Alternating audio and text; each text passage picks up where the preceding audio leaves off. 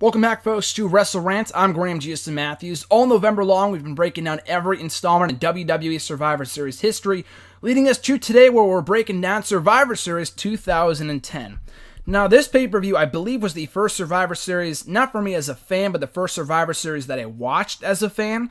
08, I didn't watch. I believe I just watched the live coverage. Same with 09, 2010. That was around the time I started watching the pay-per-views live. And it was not a great show, pretty forgettable, especially compared to the 2011 show, the 09 show, which was better than expected, which I talked about yesterday. Cheap plug. Not a terrible show, but fairly forgettable. We're breaking it down right now. So opening the event for the United States Championship, Daniel Bryan defending against Ted DiBiase. Now, this was the first of many matches on this show they confirmed literally at the last minute. And you would think that after coming off the terrible buy rate that the last show did, and frickin' the year before, that they would put more effort into making the show mean something. But that was absolutely not the case. If anything, the buy rate was lower than it was the year prior, which was saying something because it was down 80,000 from 2008. This paper, or 09 was, from 2008. And this pay-per-view was even lower than the 1 year before, which is awful. So anyway, that was kind of the theme with this show. A lot of these matches were basically thrown together at the last minute, which is ridiculous. But anyway, the opener, Daniel Bryan versus Ted DiBiase, a good match. DiBiase didn't really mean much at this time. He had just lost a feud against frickin' Goldust, of all people. And they tried to make him a threat at the last second by attacking Bryan on Raw, on the old school Raw, right before this pay-per-view, leading to this match. And it was a good match. They worked a nice match, but DiBiase never, at any real point during this contest, did he feel like a threat to the title. Bryan had what I thought, a very good reign as U.S. champion, very underrated in my opinion. A lot of great matches with Bryan, with Ted DiBiase here, The Miz, John Morrison, a few others. Sheamus as well down the line. And I thought this was a nice opener for what it was. Nothing of real storyline significance, but in terms of an in-ring action, entertaining opener, that's exactly what this was, and it filled that void very well. So after that, we had John Morrison versus Sheamus, one of the few feuds on this show that they actually put effort into, but no one really gave a shit. Even then, 5 years ago, people didn't give a crap about Sheamus. But anyway, this was right after the point that he lost to Santino on Raw. Pretty sure it was clean, too. So why would you care about him losing to John Morrison? So this was more really about Morrison than it was about Sheamus. Sheamus was a glorified loser by this point. He lost the WWE title. He lost every single freaking week for months. For almost 6 or 7 months, this guy lost every week. It was ridiculous. But this was a good match, kind of boring. I thought their ladder match the following month at TLC was a bit better. But this was still solid for what it was. Morrison, in the end, picked up the clean win, so a big win for him over a former WWE champion. I mean, a win over Sheamus at that point didn't really do anything to launch your career. Just ask Santino, but it was still a good match and a good win for Morrison as they tried to make him mean something going into the year of 2011. So after that, for the Intercontinental Championship, Dolph Ziggler defending against Caval in actually a very, very fun match. They confirmed this match as well on the SmackDown right before the pay-per-view. Caval, if you can recall, had won NXT Season 2. I know you might not remember that because the guy was released a couple months later. But anyway, in winning NXT Season 2, he had earned the right to a title shot, any title shot of his wishing, of any title shot, any shot for a title that he wanted. And oddly enough, he chose the IC title. So I don't know why he wouldn't just go for the World Championship like Barrett did, but to each their own. It gave us a very fun match between him and Ziggler, unsurprisingly, given how great of a worker Caval is and how great of a bumper Ziggler is. So it made for a very fun match. One nasty frickin' kick from Ziggler, from Caval rather, to Ziggler, that it looked like he almost broke his nose. And Ziggler kept on shaking on his nose afterwards. That was a nasty spot. But the match was very fun for the 10 minutes that it was allotted. In the end, Dolph Ziggler wins clean.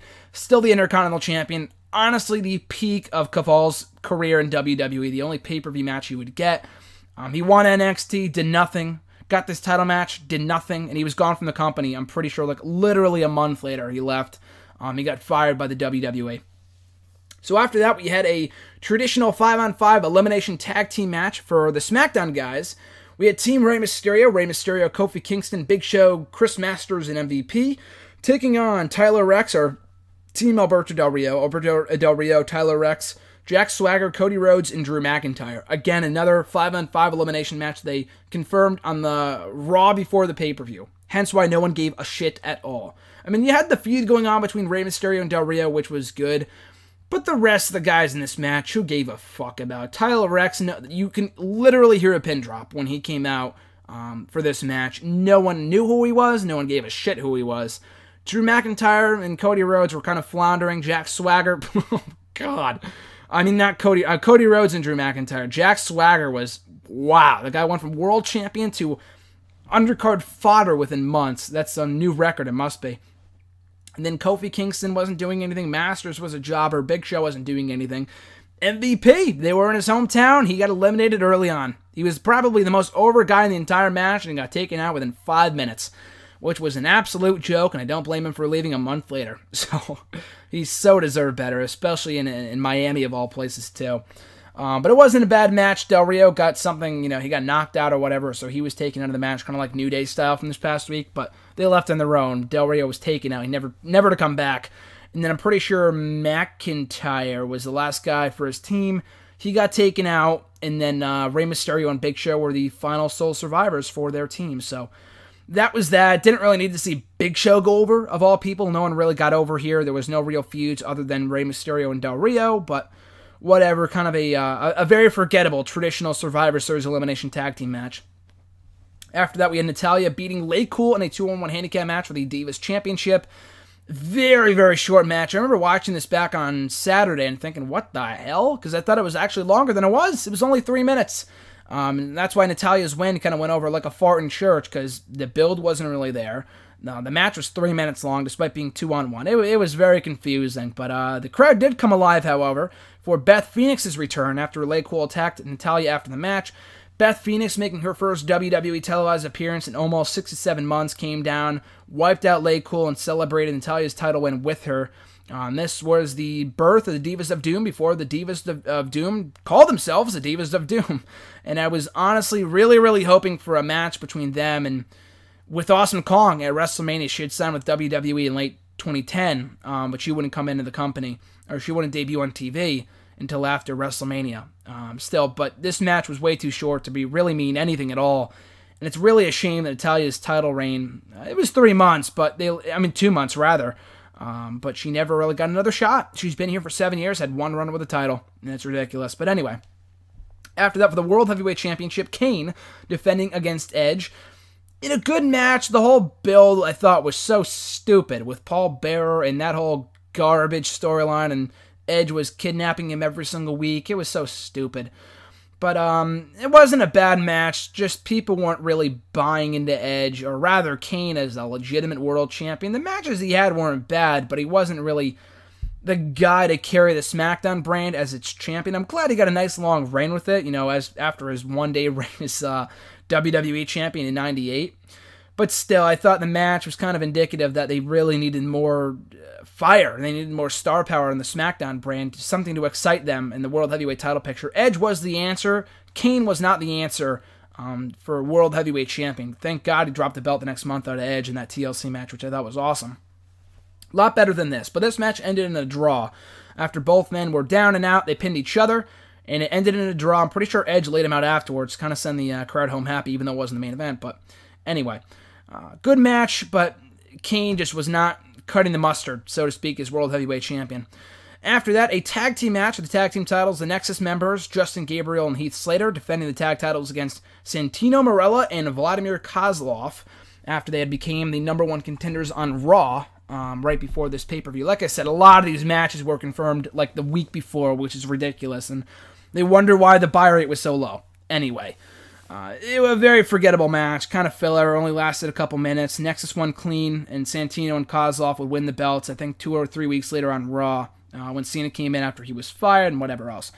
So speaking of Cena, he was the special guest referee for the next match, the WWE Championship main event between Randy Orton, the defending champion, and Wade Barrett. Whereas if Randy Orton won, John Cena would be free from the Nexus, or no, he would be fired rather. John Cena would be fired, but if Wade Barrett won, John Cena would be free from the Nexus, and either way, he would be done with the Nexus, but really dependent on who he would help win here. And I always thought, more so 2011 than this show, I always thought this would have been the prime time to turn John Cena or do something new with him and not just get fired and appear on every Raw until he was rehired a month later, which I thought was so fucking dumb. But still, I thought the match itself was good. Orton and Barrett had good chemistry with one another. people were just kind of waiting for something, like for the other shoe to drop, I guess is the exact analogy I'm looking for here. They had a good match, but you were really expecting something to happen, considering Cena was the special guest referee. Ultimately, he would lay out Wade Barrett with a punch or something, allowing Orton to pick up the win. Orton's still the WWE champion for a day before Miz cashed in. And then Cena spent the next 10 minutes celebrating with the crowd, and a great farewell speech the next night on Raw too, but like I mentioned before, it really just went to waste because he came back every single week. He came back later that night after he got fired on the next day. You know, he came back after his farewell address. It was ridiculous.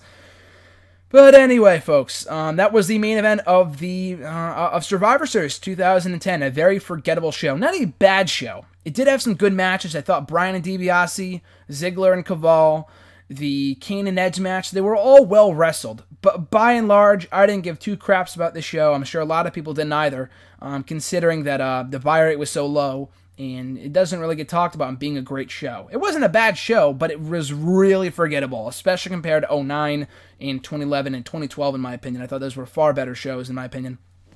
But anyway, if there's any one match from this show to watch, you know, it's hard to say because a lot of these matches really don't mean anything. It'd probably be the main event. I thought Barrett and Orton had a pretty good match. That's about it. Everything else was either fun, but it wasn't really too noteworthy, so I'd probably go with the main event. So that is my review. Those are my 2 cents on Survivor Series 2010. Thank you for watching. Thank you for listening, as always. We'll be back on Saturday with my review of Survivor Series 2013. Like I said in my last video, my reviews of Survivor Series 2011 and 2012 are already up here on the channel from last November on WrestleRant. If you want to check them out, both were great shows. I covered the best of the best last year. This year is kind of the good to the worst, so to speak. But anyway, you can check out those reviews on the channel from last year.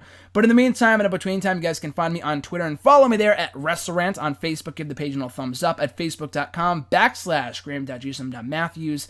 And last but not least, be sure to check out the website nextairwrestling.net for full written reviews of Raw, SmackDown, Main Event, NXT, Superstars, Impact Wrestling, Ring of Honor, Lucha Underground when it comes back in a couple months, and so much more. And also, I forgot to mention too, this weekend will be the final weekend, I want to say, unless I'm mistaken, it will be the final weekend where we have 2 WrestleRant editions up on Saturdays and Sundays. And today, I know this is going up on a Wednesday, but I'm just kind of catching up with my reviews that I missed when my computer was shot for a couple weeks. But after this weekend, we'll be back to only 2 episodes per week, which is better for me, so I don't have to watch as many shows, watch 9 hours of pay-per-views each week, and also I don't have to review as much and whatever, which is, you know, it's been fun, but still, I mean, it's a lot of reviewing and a lot of time spent on these reviews, which is great. I'm sure you guys enjoy them. Hopefully you guys do enjoy them. I appreciate your support. But yeah, we'll be back to 2 episodes, which is better for me. We clear up the schedule, and on Sundays I might put up like old interviews and stuff like that, other videos and whatever, starting the first week of December. I forgot, I still don't know what I'm reviewing in December. I know we're kicking off, I think actually, starting after the Survivor Series reviews, I might be going straight into my Rumble reviews. And that's why we're going back to 2 weeks, 2 episodes a week. I already mapped out everything since, or up until literally like the summer of next year, of 2016. So I have everything mapped out, bearing any changes. But I'm pretty sure starting the first week of December, we're on track for Royal Rumble reviews until the Royal Rumble in January. So be on the lookout for that. Looking forward to watching those shows and reviewing them. But anyway, guys, enjoy the rest of your week, and have a great Thanksgiving tomorrow. That is tomorrow. Today is Wednesday. We'll be having the WrestleRant excerpts, WrestleRant radio excerpts up tomorrow, of course. But other than that, no videos like this will be uploaded. Today will be the final WrestleRant video on a Wednesday that you'll see probably for, if not ever, for a very, very long time. But anyway, guys, enjoy your Thanksgiving tomorrow. I'm Graham G.S. Matthews, and I'll catch you folks down the road.